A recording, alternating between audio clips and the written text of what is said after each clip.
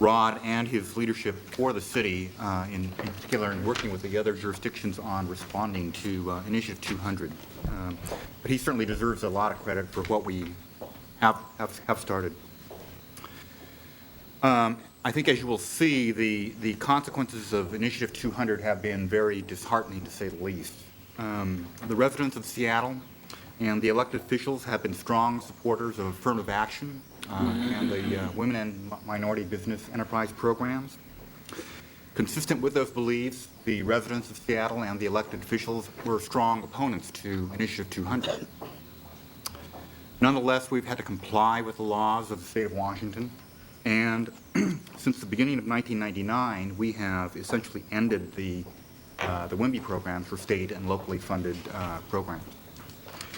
The consequences of Initiative 200 are, in fact, reflected in that chart that I've shown you, and as Phyllis pointed out, I think the results are roughly comparable for the... Of all issues, contracting-related issues that relate to how King County manages the whole contracting process with regard to not only small businesses, but also those owned by minorities and women.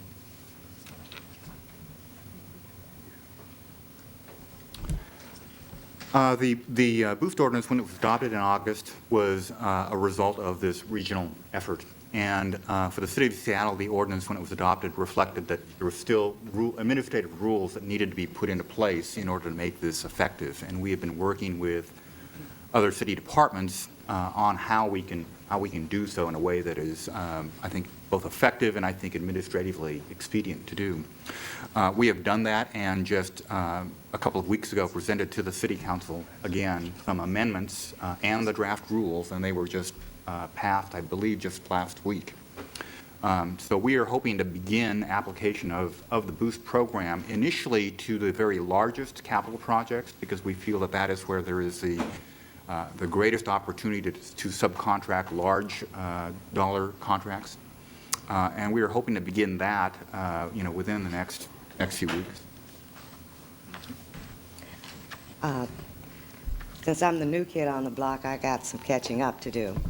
But I have been meeting with both Phyllis and Rod, and our port commissioners have, like I said, in February, issued the resolution to go ahead and design and implement, but prior to implementation, to give a presentation to them for approval. So I'm anticipating another month or two.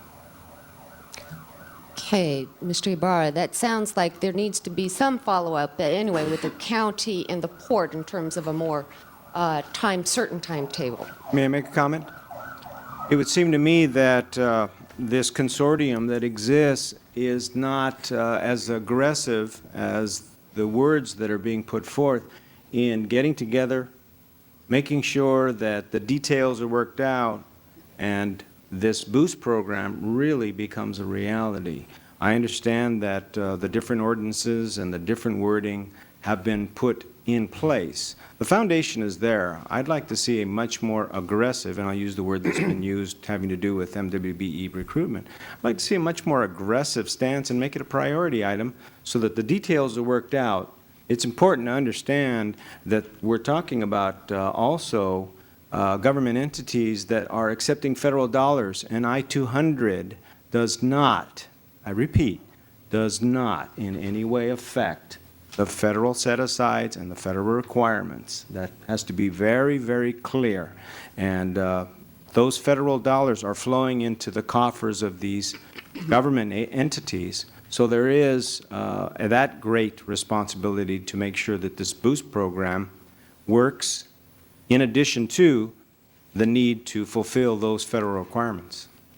Thank you, and I think that that's good input for our human rights commissioners for inclusion in the summary report. Mr. Barucha.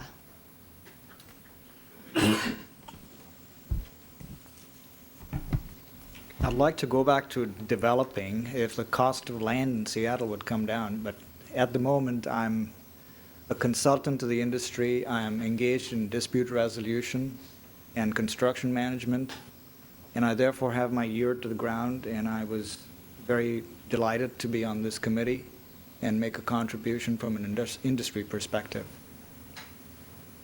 I'm a firm believer in training and development. I'm a firm believer in the fact that right now we have a booming economy. And in this economy, if we can't make it work, I doubt very seriously that when the chips are down, that we're going to have a better chance of seeing success stories. Therefore, I'd like to stay focused on success and sustainability, and I would like to know, from the perspective of success and sustainability, whether there is any synergy with the construction industry and how that can be better promoted and what the construction industry can do and what individuals like myself can do to make a difference. That also sounds like it should be addressed by all three of our entities. So well, let's try from the other end. Ms. Edmondson? Well, from what I know about the Boost program, there is involvement there for training. And,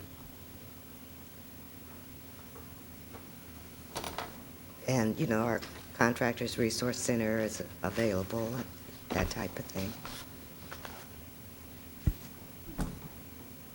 I think there was a question there around synergy with the construction industry and how can representatives from the construction industry work more cooperatively with our governmental entities. Is that a fair reiteration of your question, Mr. Barucha? Yeah, that's a fair reiteration, yes. Well, I think that you've asked a very complex question, and it's a difficult one to answer. But I think that we certainly are interested in sustainability, and that we have, besides the training programs that Judy mentioned, we have pursued with the port, I mean, the port has taken the leadership on this, an apprenticeship program. So I think we recognize that for businesses to get started, there need to be individuals who are skilled in particular trades, especially with construction. So that is a program that we want to focus on. The Basic Boost program does, we hope that it will be very sustainable, and that it does have a focus on training and education as a means of getting firms enrolled into that program. We are working with, we've had meetings with the Associated General Contractors. We've had meetings with, we've supported the Contractors Resources Center, and we've met with the Central Area Contractors, I believe. So I think we agree with you and that completely, and that that ought to be our interest is on having programs that can continue for a long time. Yeah, what I'd like to highlight is that there are lots of contractors who are genuinely trying to make a difference. But they're frustrated in their own attempts to do something because there isn't a synergy, there isn't a trust, there isn't a complete understanding of the industry's challenges. This is a very, very tough industry to be in. And it takes the juggling act to stay in this business. It takes having to keep the pipeline of opportunities completely open at all times. For instance, if a person is given a $200,000 job and the person completes it flawlessly, but at the end of that $200,000 job, there is no other work available, whatever organization that person has developed to come to that point of success in that small job is all lost, because now you have 2 or 3 months of total famine, you've lost all your personnel, and you're again fishing for more work. So it's a very complex business, as you say. It's a complex question. But what I'd like to highlight is without the synergy with the industry, without industry players trying to solve an industry-based problem, there will be no progress that is tangible. That's why I'm coming across as asking, you know, how much energy, and you know, there ought to be some serious funding for this kind of effort. Go ahead. Then I'm going to ask. Thanks, Mr. Barucha, for raising the question. The question is on point, and as I mentioned earlier, that we are looking at retooling the Contractor Resource Center as we move to the next phase. That comes from our need to make sure that the industry is a partner in developing the firms, in working with us, in making sure that the smaller firms are on point on what it takes to survive in that industry. We've made a good start with the center, with Resource Center, but we do need the private contractor, the larger contractor input. Many of them have expressed interest in working with the firms. Many of them have participated and provided mentorship opportunities, and our intent is to enhance that as we go forward. I believe that Councilmember Steinbrook wanted to also respond. Well, I guess I would make the point that laws alone are not enough to end discrimination, to end the inequities, even the toughest laws. If they were, then we would have solved the problem by now. And I agree with Mr. Barucha that what's needed is more direct involvement on the part of the industry. And I know that Mr. Barucha's efforts have been exemplary in this area in trying to get mentorship programs, education and training to the smaller disadvantaged contractors who could benefit from these kinds of efforts, from the larger contractors, peer-to-peer, basically. And I would say that this is an area that is underdeveloped. And I would like to ask you, Mr. Barucha, as to how. We have compelling data, the pre-I-200 and post-I-200, that really amounts to what should be a legal challenge by the regional entities along with the state of Washington to take on why this is occurring. We can put up all the programs we want to, but we're not going to eliminate anything until there's a legal challenge with the compelling data that we have right now, both pre and post I-200, to take this issue on. The question that I have two questions. One is the leadership of this regional partnership willing to take that on? You've got data. You got plenty. You got all the data you need to take this on legally. The second piece of this is related to the BOOST program.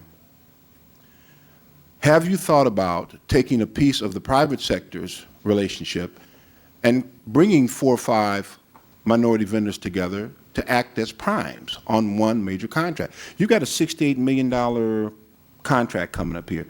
I would bet that the primes that will be involved in that $68 million bid want all that money. They don't care about that 5%.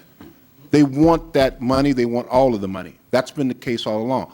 Why not bring together 3 or 4 subcontractors, and we're always talking about subbing to minorities. Why don't we bring together 3 or 4 majority subs to have them be the majority on the bid? We can do that. It's called joint venturing and partnering. It's going on all the time in the private sector. We've just done it with the council in several areas. So that's something that can be done, and that really would fall within the intent of I-200. There's nothing testy about that. It's recruiting, it's mentoring, it's outreach. And you can do that. It's a very simple way to do that if the city, the county, and the port are willing to put forth that effort. I go back to what I said originally. We've got clear and compelling data. There needs to be a legal challenge using that clear and compelling data. Racism is alive and well. I mean, it's right here in front of you. I don't know what else you can say. We've got one of the fastest growing economies in the country, and this is the best we can do both before and after I-200. I got a problem with it. Mr. Cooper has put forward 2 questions, and I'm actually going to ask all of the government representatives to answer the second question. I will come back to the first question after you've had a chance to respond to the second, about utilizing several minority contractors jointly as a prime contractor. Is this a possibility that might be explored within your government entities? It's a possibility. I just haven't seen any joint venturing in a long time. But I certainly will take it back to the port.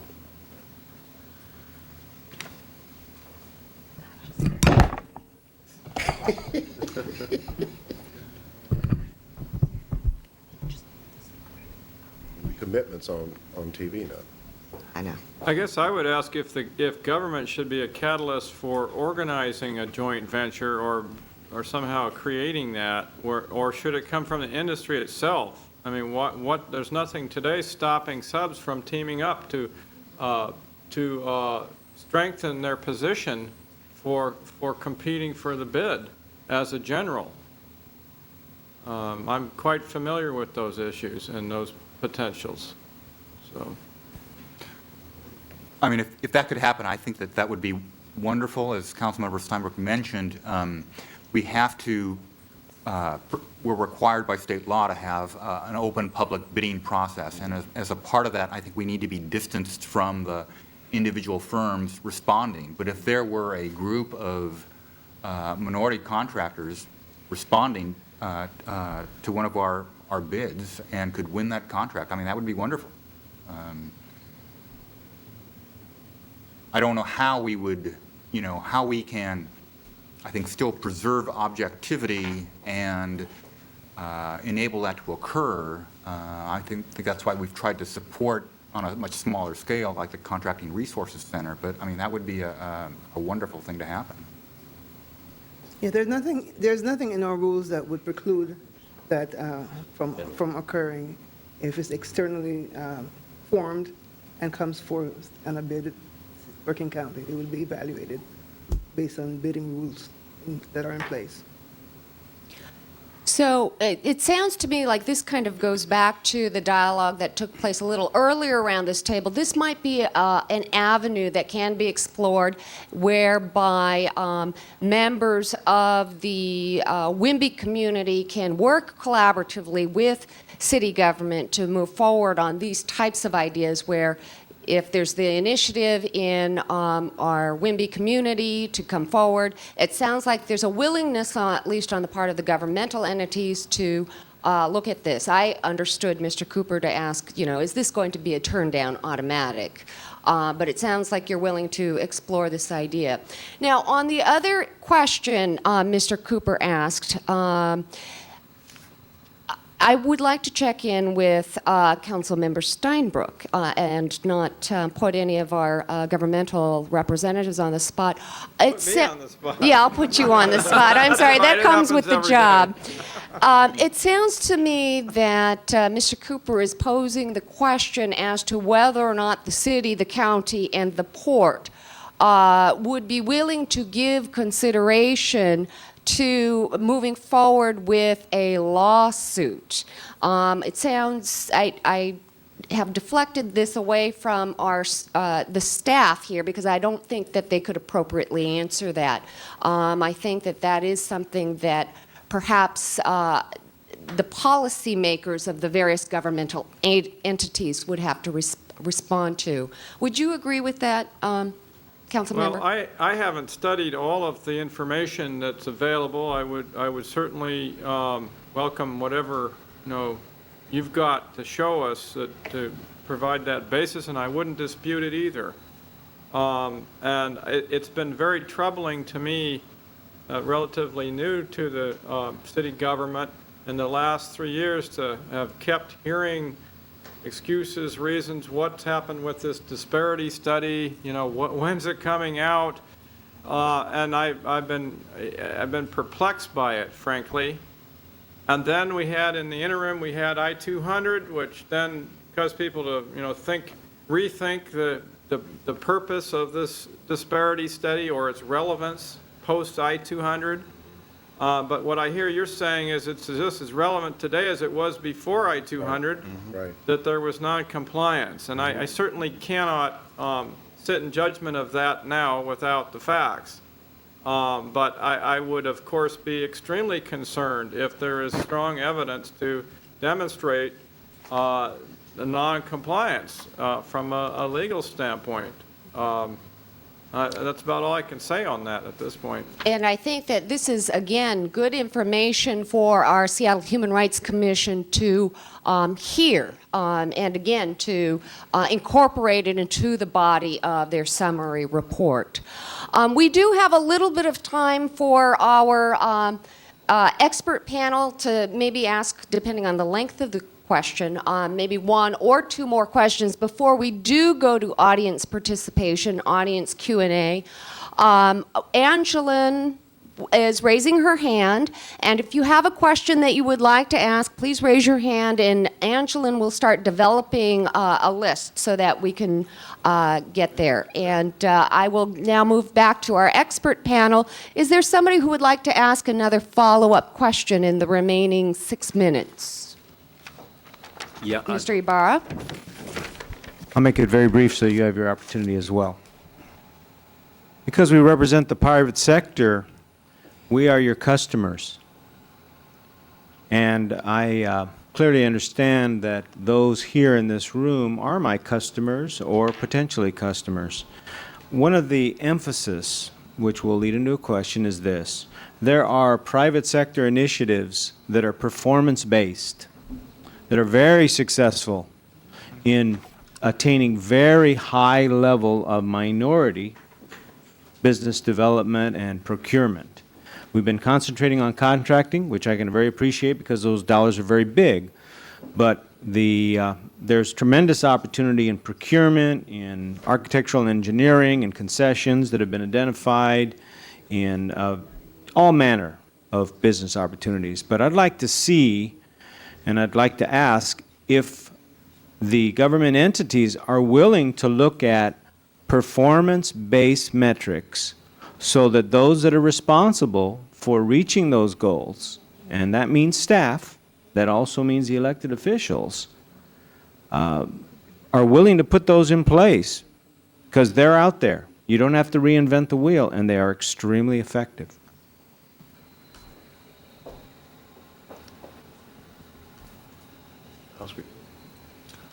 Mr. Eason? yes. My question is the Boost program a program that is cast in concrete and that upon implementation, you will either test to find out whether it's working, and if it's not working, you have some. That if there was time that you wanted to ask a question?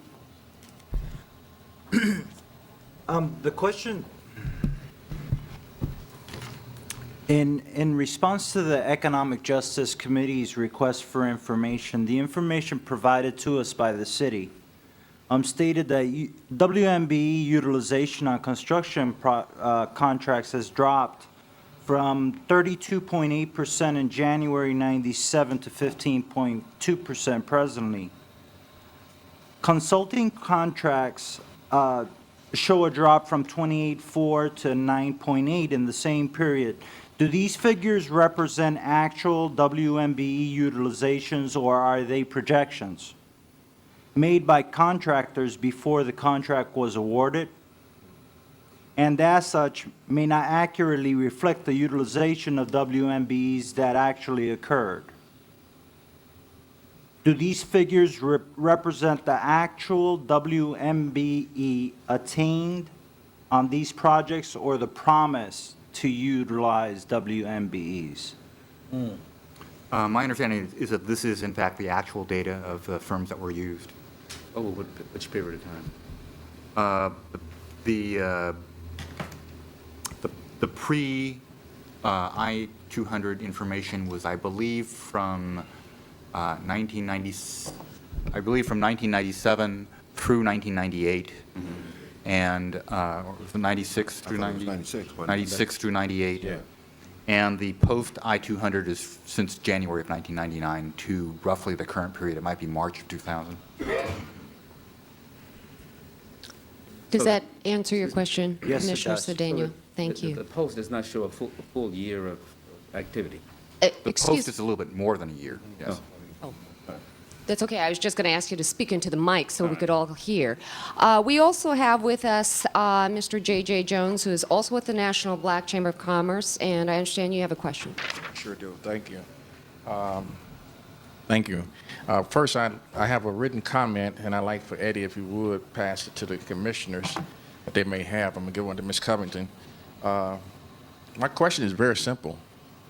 The National Black Chamber of Commerce has opposed the Boost program since its inception, in that we received a copy of the Boost program being faxed to our offices starting at 5/23 on a Monday. And the last transmission, last page was transmitted 5/42. And this went for a vote before the city council at 9 a.m. the next morning. So there's no way that we had any input into the creation of the Boost program. And I'm wondering who did have input into the creation of the Boost program. In that, and I know it's changed some, Councilman Steinbrook, and I'm referring back to December 9th letter that I had written to you where we asked very specific things that could make this pig's ear a silk purse. I understand that, and the Supreme Court has gone along with it too, that availability is the key issue in terms of participation. So by limiting the Boost program initially to the central area of Seattle and to the Rainier Valley, you're eliminating most of the eligible by the state of Washington. Mr. Juan Huey Ray, who's the director of OMBI, you're eliminating most of the minorities from participating in the Boost program. So any program that in and of itself eliminates participation is discriminatory based upon itself.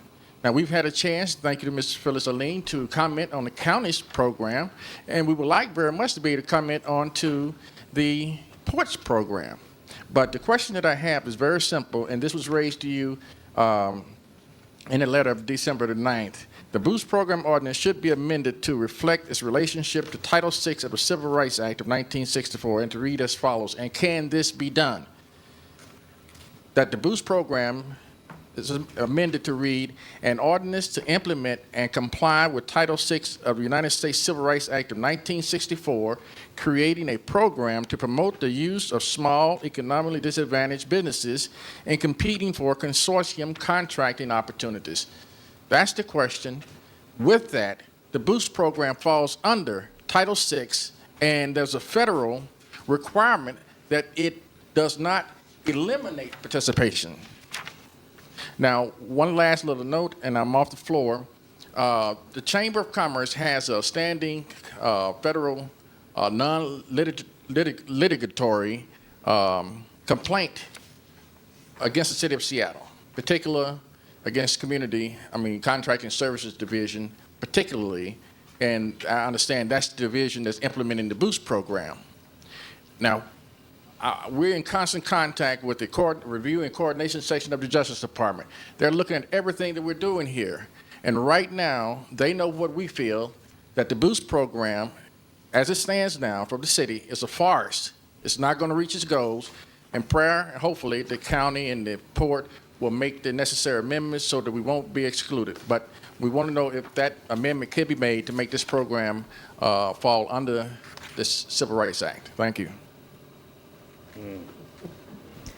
Thank you, Mr. Jones. Again, I think this is another one of those questions that perhaps is not most appropriately answered by our staff, but perhaps more appropriate. Sorry, Councilmember Steinbrook. And also, I would just ask that the human rights.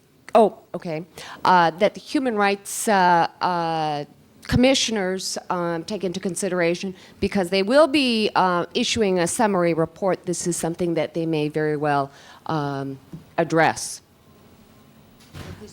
All right. Jermaine Covington, Director, Seattle Office for Civil Rights, and I thought I would speak to that question because our office has a responsibility for Title VI coordination for the city. You're absolutely correct. Under the Civil Rights Act, Title VI, 1964, all city programs come under that act in terms of non-discrimination. So it's really not necessary for the Boost program to specifically identify that it's under Title VI. What needs to occur and will occur is that our contracting language that would be in all the contracts that we let would identify our compliance with Title VI, with our own discrimination, fair contracting discrimination laws, and that would be part of what every contract would contain in terms of language. So I don't know if that was what you were trying to address in terms of Boost program, but if it was to ensure that it falls under Title VI, it does. Yeah, and you raised 2 points, actually. You raised an issue about the geographic preference that is part of the Boost program. And we had a debate about that, as you know, and I raised some of the same issues that you did, that you brought to us about it.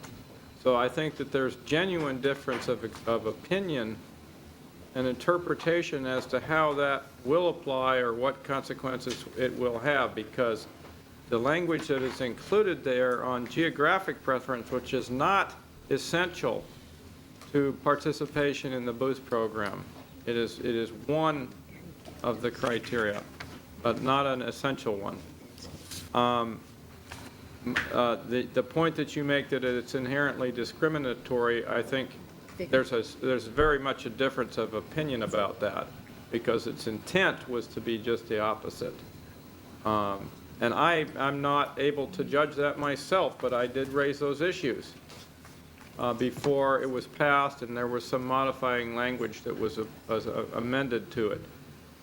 And then as far as Title VI, I have no problem with including it as language if that's the law and that's what must be complied with.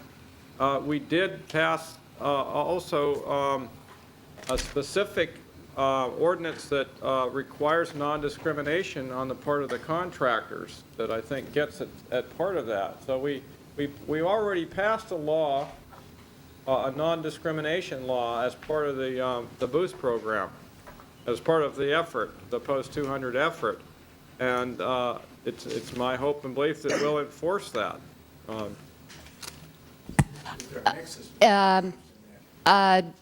We have a follow-up, excuse me, I will call on people. Well, he asked if there was a nexus between the law of the non-discrimination in contracting and the Boost program. Jermaine, can you answer to that? Beg your pardon. In our fair contracting ordinance, it mandated that there was that there would be non-discriminatory language contained in all of our contracts. In addition, what we're doing right now is looking at the already existing non-discriminatory language, the Title VI language, and the fair contracting to consolidate it so that it is part of the boilerplate of all of our contracts. So there is a nexus then in terms of that. But the Title VI really does, its intent is to eliminate or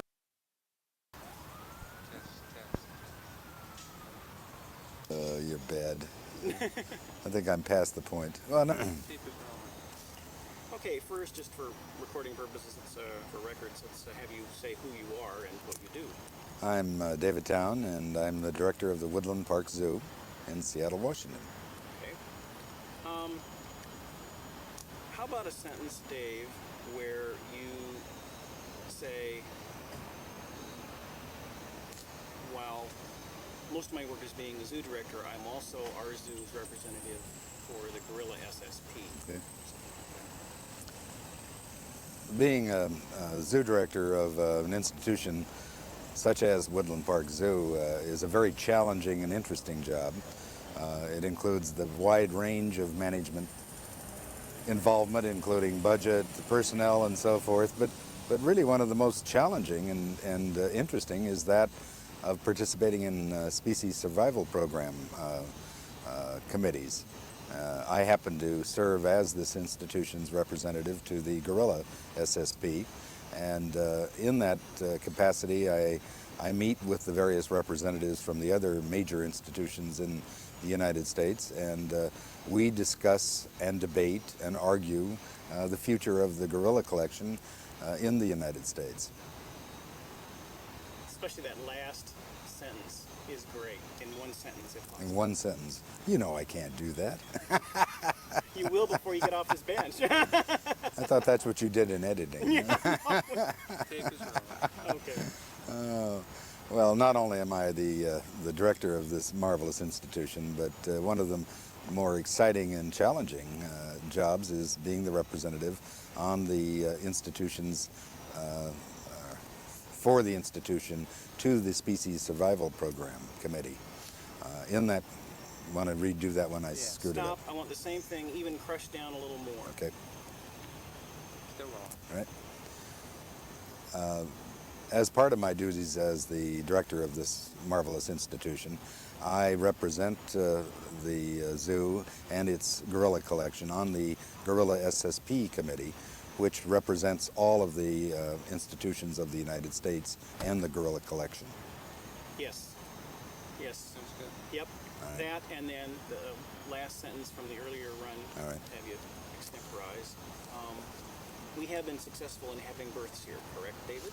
Yes, we've been very fortunate, and while we're not necessarily the leader in the country, we can count three births in the last decade, all of whom have been mother-raised. Better stop that one. That's not totally true.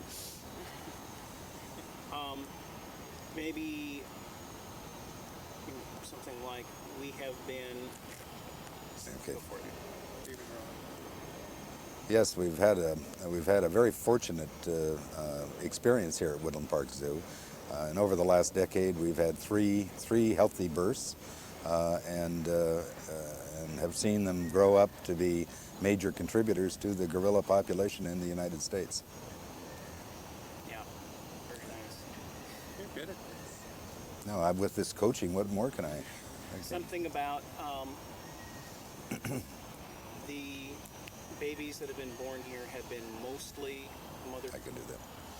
Want to pick it up? Go ahead. Okay. In addition, we're very proud of the fact that of the babies born here, almost all have been raised by the mothers. We had to pull one of the males for a short period because of the mother being inexperienced with the male, but we fortunately were able to reintroduce him back into the troop, and he's now very close to being a father in another institution where he's contributing to the genetic pool. Nice. All right. Nice tie-in. Well done. Very nice. Talk about the bloody meetings we have. One of the interesting aspects of serving on the Species Survival Committee for gorillas is the very, very intricate program of trying to match up various gorillas in order to keep a viable genetic pool in the United States population.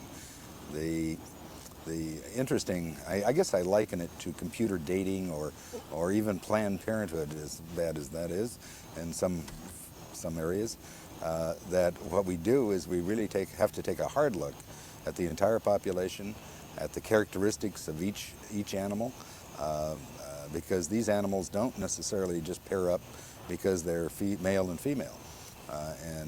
So it is a very interesting sociological and physiological program to try and make sure that we have the right groups of gorillas together and maintain a very healthy group genetically. That's too long and too convoluted. There's a real nice germ in there that I like that I'd like you to maybe feed on a little bit. One of the interesting aspects of dealing with gorilla troops is that we are learning more all the time. But one thing we have learned is that much like people, they have very, very significant social and psychological needs that must be met. Just placing two animals together, male and female, doesn't necessarily mean that there's going to be a social or physical bonding of those animals. We look at their backgrounds, their social behavior, their characteristics before we actually try and place them in a particular situation. Excellent. All right. Yep, that was it. Now, It's very important. comment on that?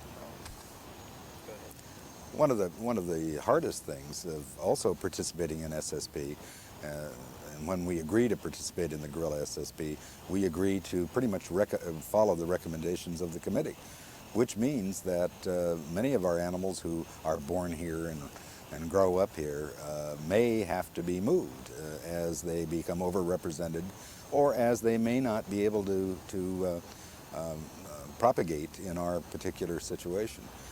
This raises very interesting emotional trauma so to speak, both in the zoo staff, our volunteers, and sometimes within the troop when we have to make very difficult decisions about moving animals. We've recently moved some animals in accordance with SSP recommendations for very sound reasons, and it does. We all go through a period of adjustment when that happens, because whether we like it or not, we become very attached to our great apes, so to speak. But it's important. I would add it's sex, but it's also important.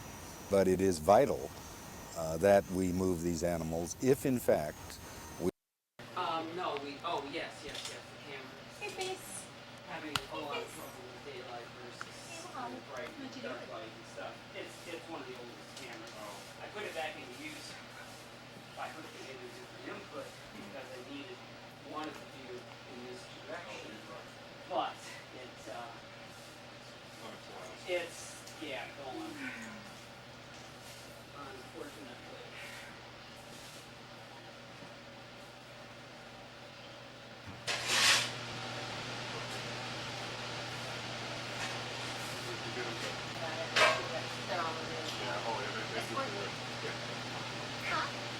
That's a nice shot if you're going to talk over to the window.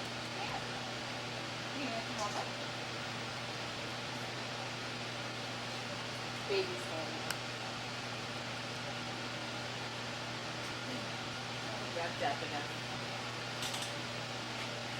How much is sound? See if I can get anybody to come over.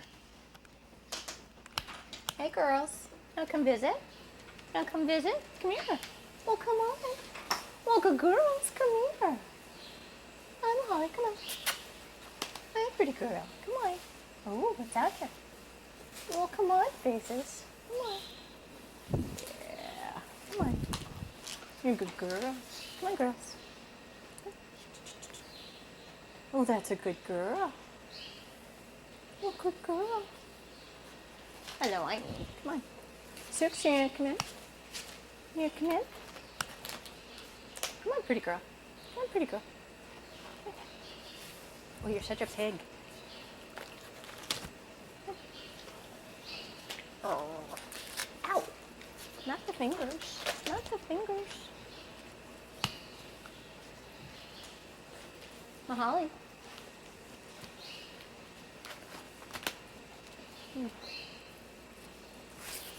Well, hi, baby.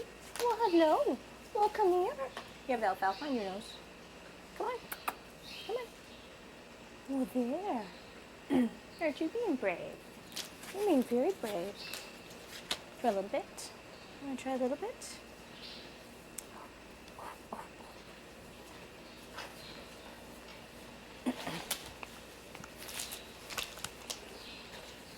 Oh, you're being good girls. You're being very good. Come here. Come here, Soups. Come on, you have to come farther. Hi. Come here. It's okay, Mahali.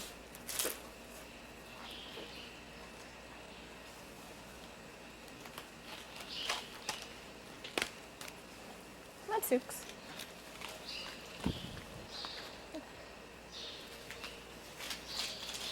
You're being a good girl. Yeah, you're a good girl.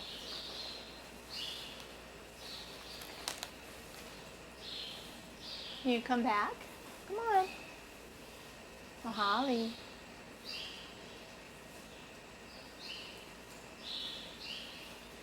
You're just being a big pig, aren't you? Yeah, you're just being a big pig. What do you think? Huh? What do you think? Want more? Watch the fingers. Come on, girls. It's all right. Mahali.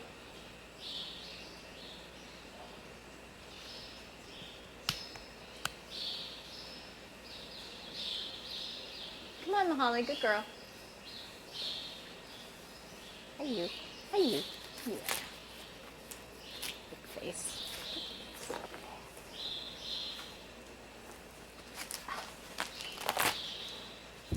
Hi. Want some more? Hi. Want some more?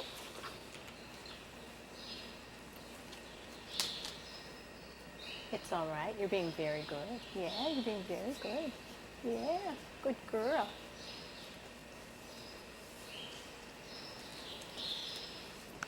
Hey, Squirt, come here. I have to start giving you littler pieces. Yeah.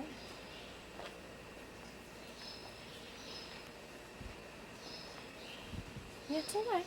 Yeah. Good girl. What's out there? What's out there? Come here, good girl.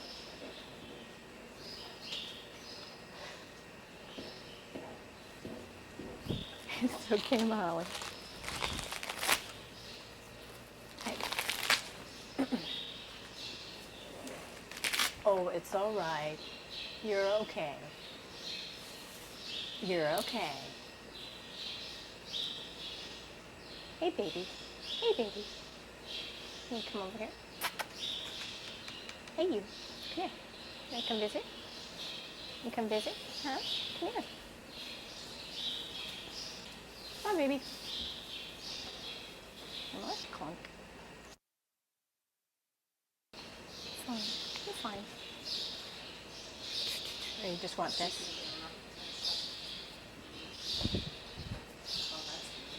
Hi. Yeah, good girl.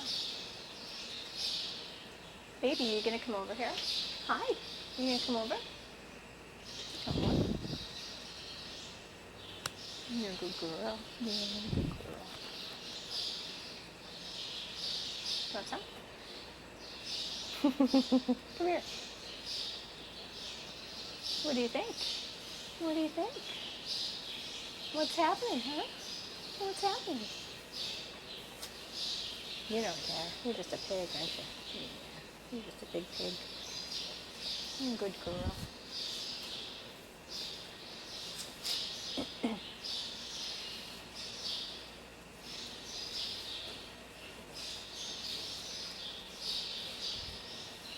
Yeah, sorry if I'm having you. Hey, girls.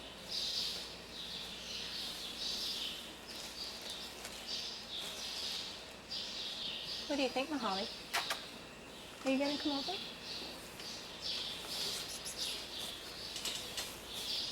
You're just getting lots of treats, aren't you? You're just getting lots. Yeah, you're a good girl. You're a good girl. Yeah, you don't care, do you? You're a good girl. Well, good boy.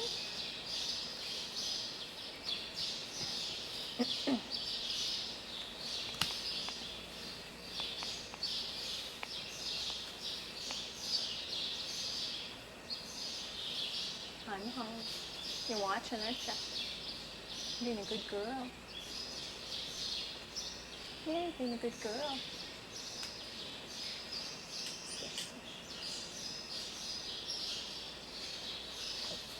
Hi. You had about enough? Yeah, you had about enough? Yeah, not the shirt. Not the shirt. It's getting crumbs all over everything.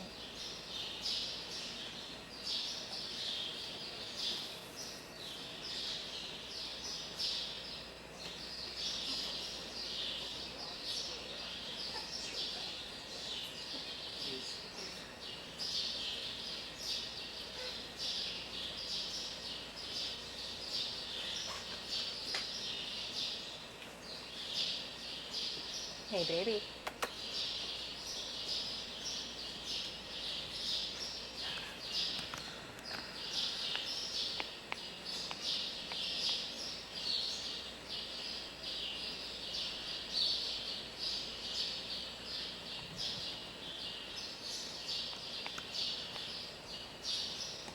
Well, I don't think we're going to coax the other ones to get back over.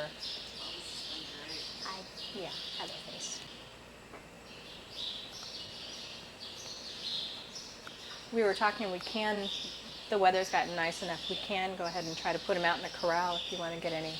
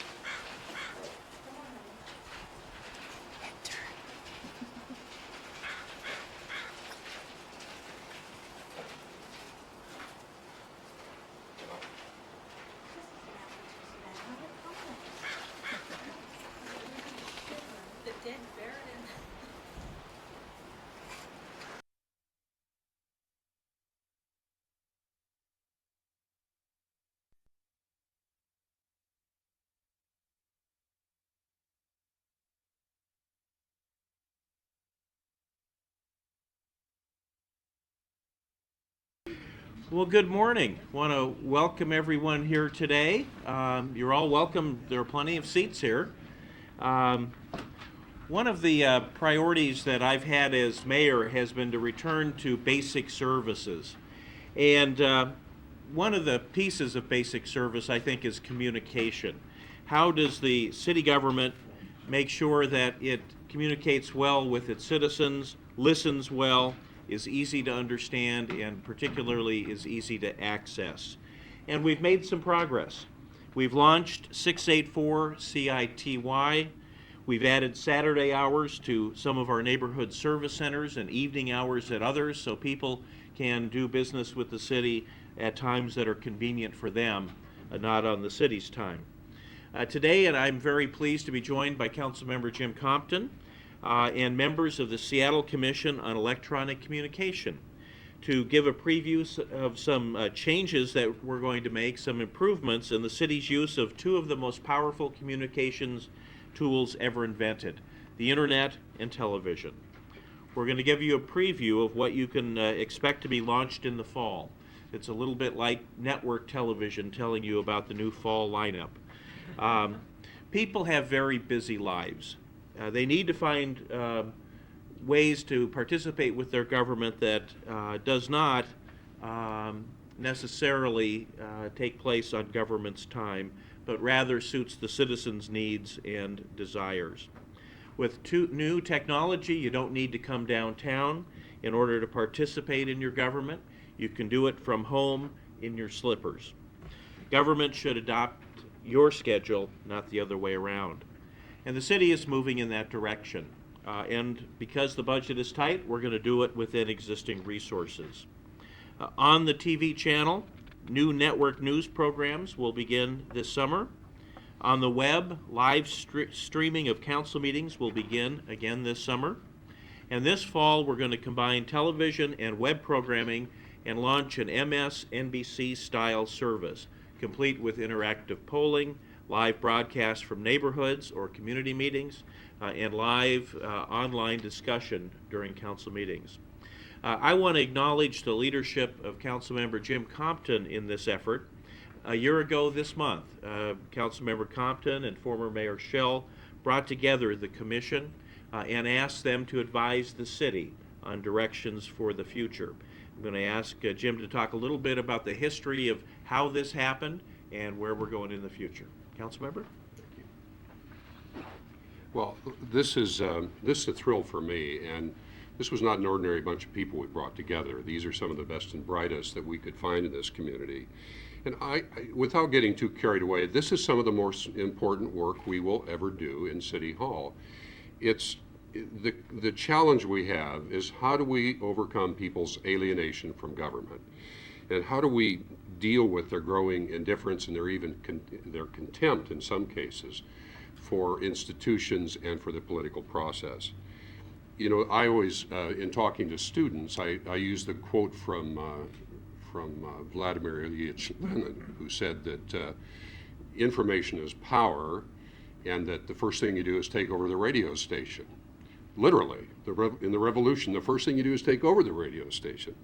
Well, if information is power, then we have to give it to our citizens. And we have to give strong, credible information to the citizens of the city of Seattle that will empower them to participate in the political process and we have to find a way that they can get their voices back to us. And that's what this is all about. The report, I commend to you a careful reading of this report, because this is about as good a document as you'll find, as a sort of a manifesto for what we can do with municipal communication. Or somebody said this morning, it's not about municipal communication, it's about community. It's about getting people within the community to talk to one another. The mayor, and I want to thank the mayor in the deepest way possible for embracing this report and saying that he shares the feeling that this is important to the city. With his help, I think we can really get somewhere with this. He's made the point, and I'll make it again, that we have to go where people are. We can no longer insult people by saying that if you want to have a voice in government, you can come on downtown, find a way to park your car, and then come to City Hall to speak up. It shouldn't be that way. We have to find a way to use the new technology to bring people's voices into government. We can no longer send out press releases on colored paper. Remember when that was the state of the art? Send colored paper and they'll figure out it's important. And even fax is more and more out of date. We have to use the new technology. People, particularly young people, are using TV, they're using the web, and they're using cable to inform themselves about their civic life. I've given this the name the Democracy Portal. There's a reason for that. I think of this in terms of opening the door of City Hall, opening the Democracy Portal to let information out, but also to let information back in and to hear from people about what they want us to hear about government.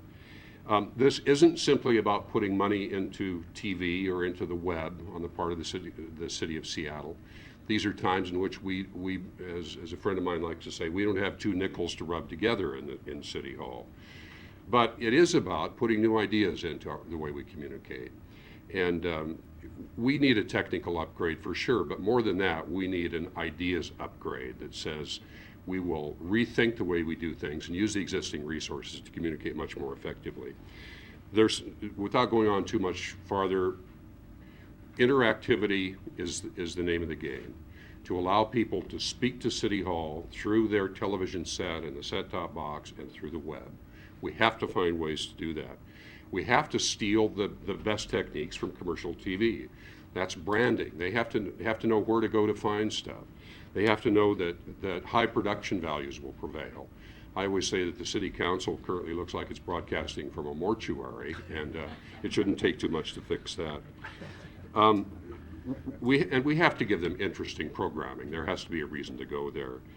We have to give a human face to technology, but we have to be very sure that it's a real human face and that there are human beings behind that you can reach, that you not have the frustration of touch 9 if you want to blow up City Hall, is the way I often feel when I get some of the phone mail trees or whatever they're called.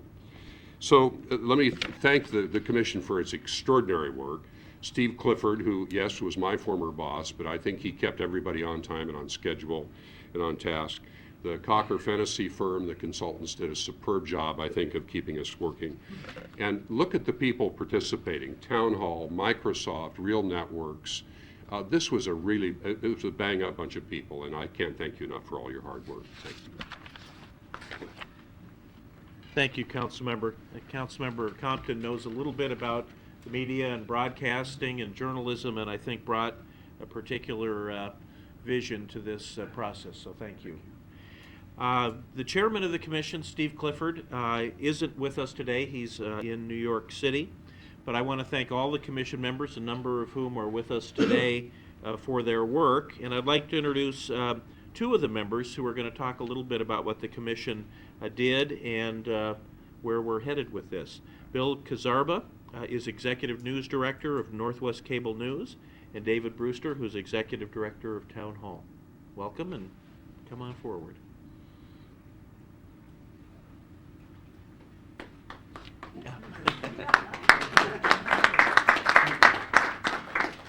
Well, I'd like to thank everyone for participating in the commission, and one thing that I wanted to really point out is 12 years ago I came to Seattle from CNN, or 7 years ago after 12 years at CNN, and under the brainchild the Providence Journal had of linking the cities of the Northwest together with our television stations throughout the Northwest. We walked into an empty room, we put something together, and now it's a profitable venture that I hope has some influence. Because of the partnership of the channels, it became a success.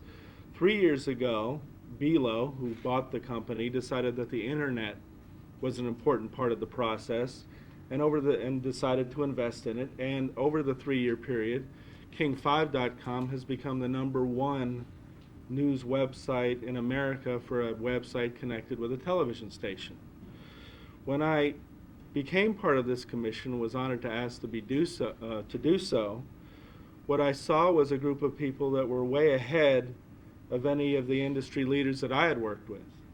We're not starting off with an empty room, we're starting off with an established government, an established channel, and an established website.